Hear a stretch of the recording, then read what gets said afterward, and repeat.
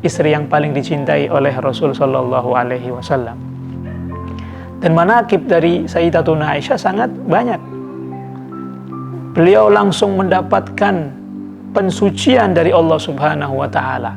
Ketika orang-orang munafik, mereka bersekutu, mereka bersepakat untuk menuduh dengan tuduhan yang keji kepada Sayyidatuna Aisyah radhiyallahu ta'ala anha, yang mana peristiwa ini lebih terkenal di dalam sirah dinamakan dengan haditsatul ifki.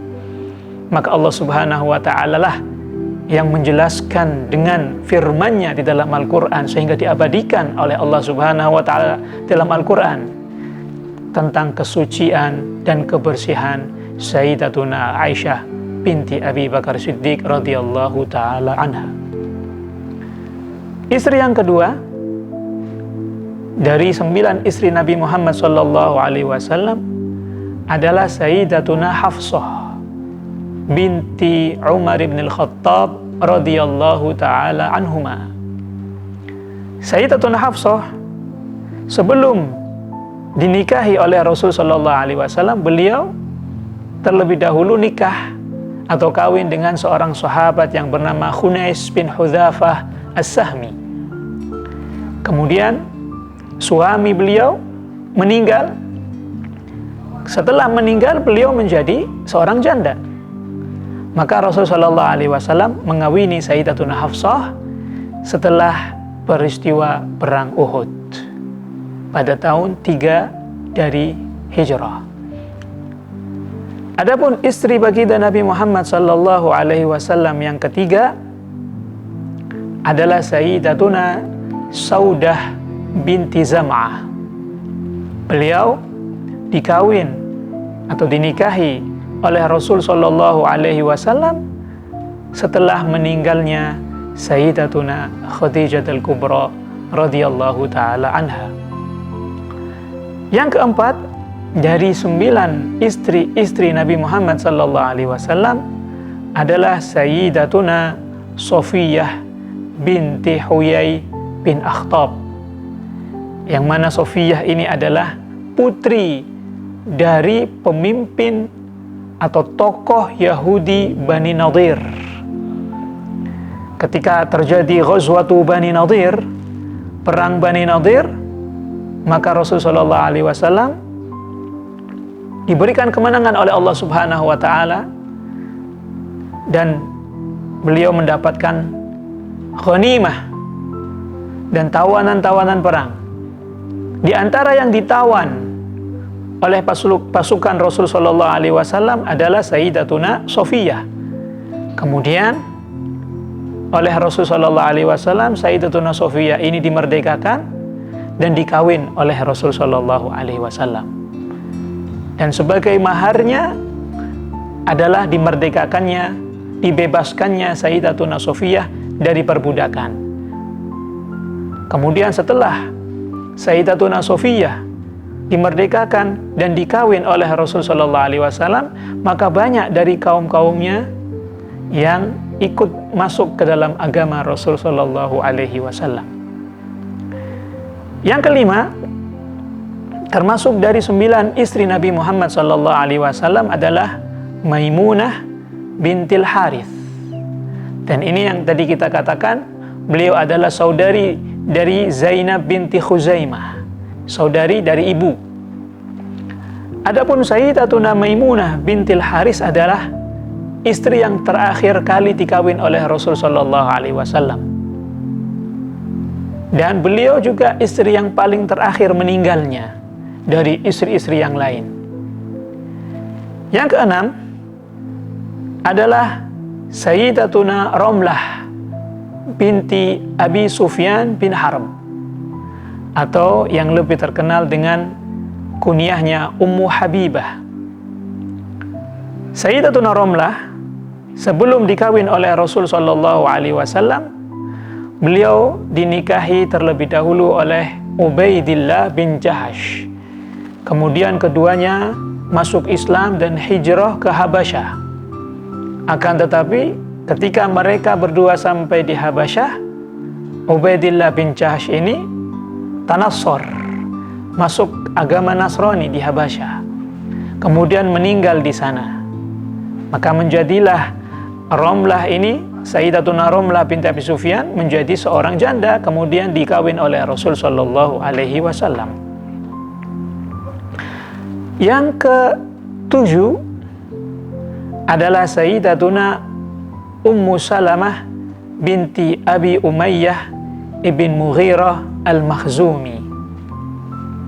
Yang kedelapan adalah Sayyidatuna Zainab binti Jahsh, dan beliau tidak lain adalah misanan atau sepupu dari baginda Nabi Muhammad sallallahu alaihi wasallam.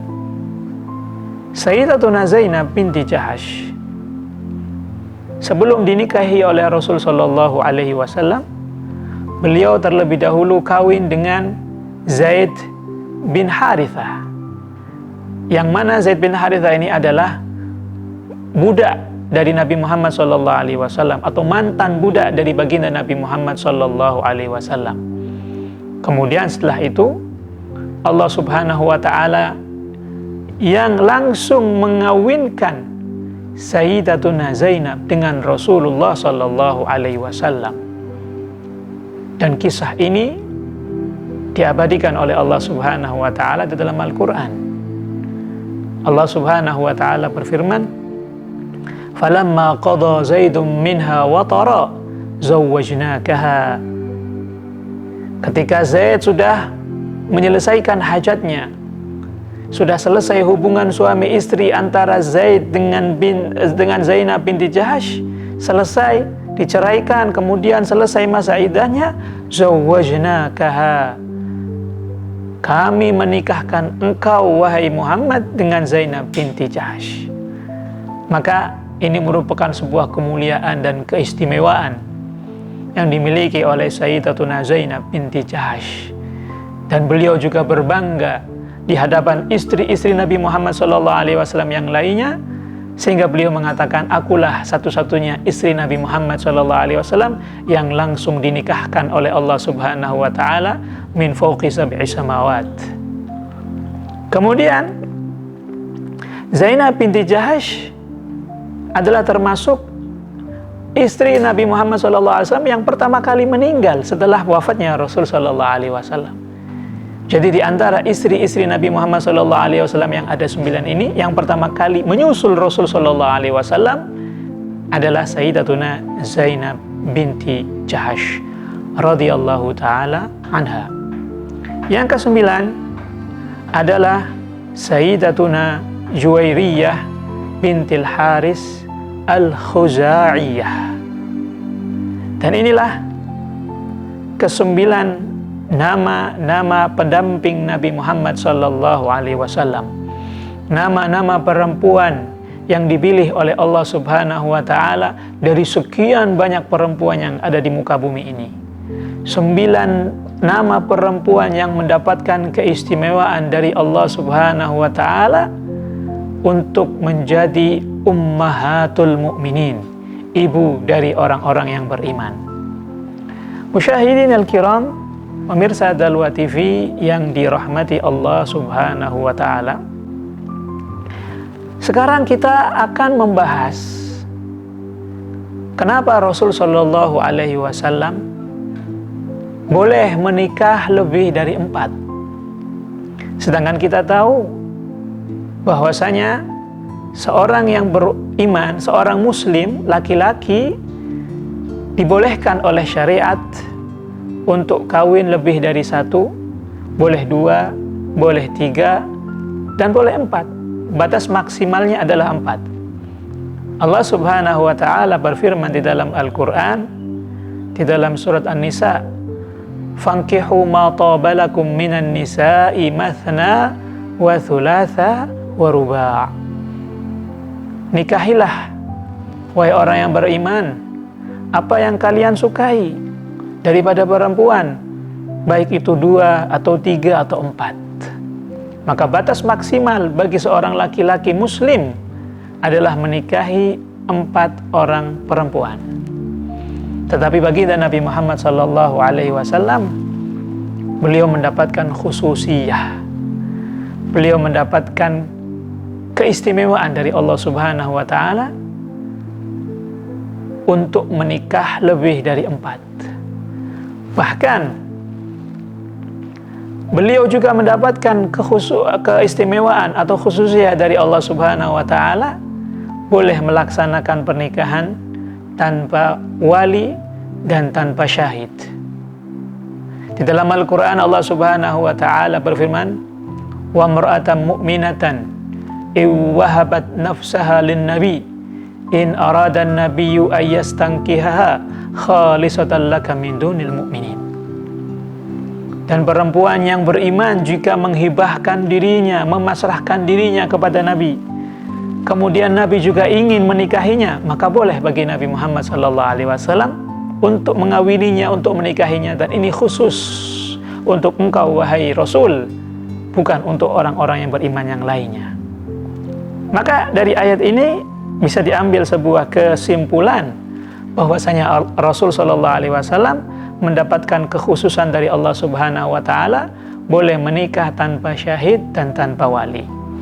Kemudian apa hikmahnya dan apa manfaat atau faidah kenapa Rasul Shallallahu Alaihi Wasallam menikah lebih dari 4, sehingga ini menjadi satu-satunya celah atau mungkin dari beberapa celah yang dimiliki oleh orang-orang mustasyrikin atau orang-orang kafir untuk menyerang, mencaci baginda Nabi Muhammad sallallahu alaihi wasallam.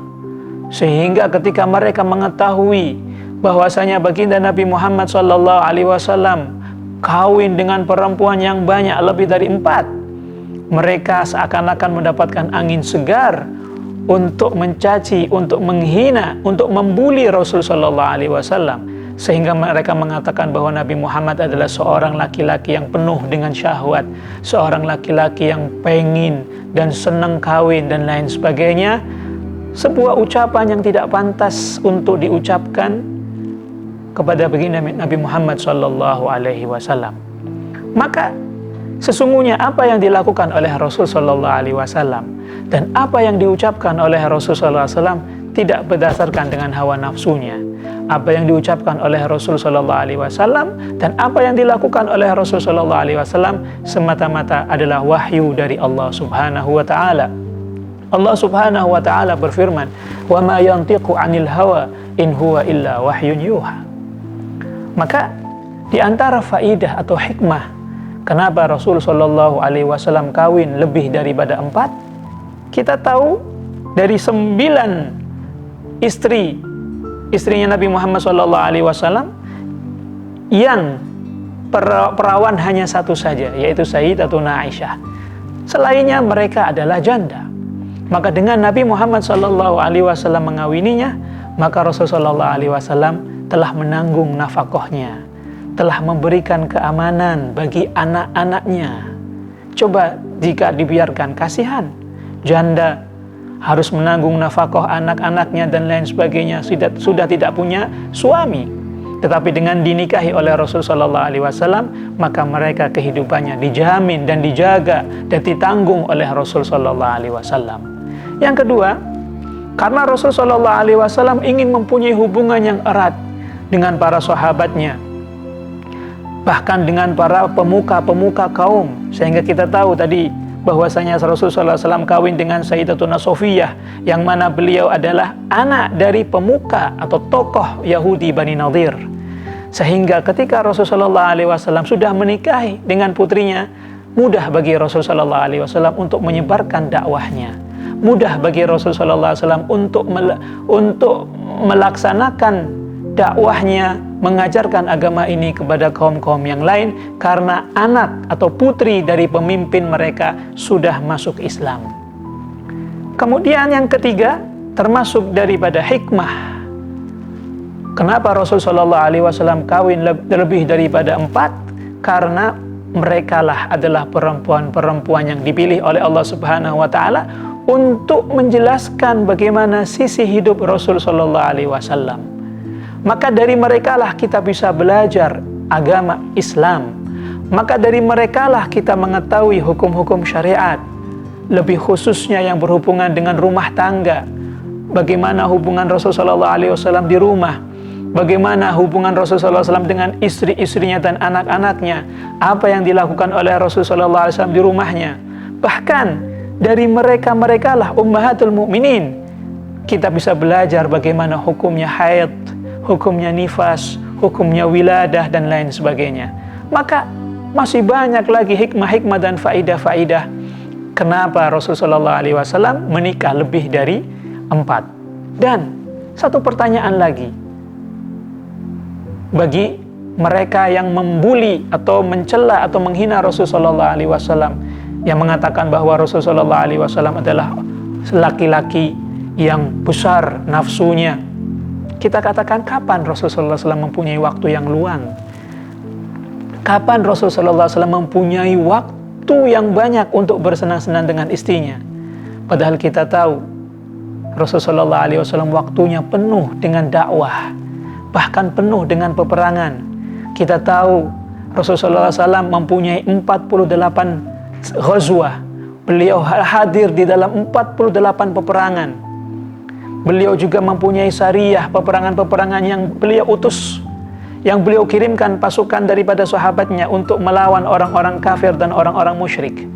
Jadi tidak ada waktu bagi Rasulullah SAW yang sangat penuh waktunya dengan berdakwah, mengajar, dan berperang. Kita katakan dari mana Rasulullah SAW adalah orang yang penuh dengan syahwat. Hasya wa kalla. Maka itulah kiranya apa yang bisa kita ambil faidah dari bait-bait atau nadhaman Aqidatul Awam. Dan kita telah diperkenalkan dengan nama-nama istri baginda Nabi Muhammad SAW. Semoga dengan kita mengetahui nama-nama istri Nabi Muhammad SAW akan menambah cinta kita kepada Rasul SAW, dan kita mendapatkan keberkahan dari mereka. Amin amin ya rabbal alamin. Ini saja yang bisa saya sampaikan, kurang lebihnya minta maaf. Subhanakallahumma wa bihamdika asyhadu an la ilaha illa anta astaghfiruka wa atubu ilaik. Wassalamualaikum warahmatullahi taala wabarakatuh.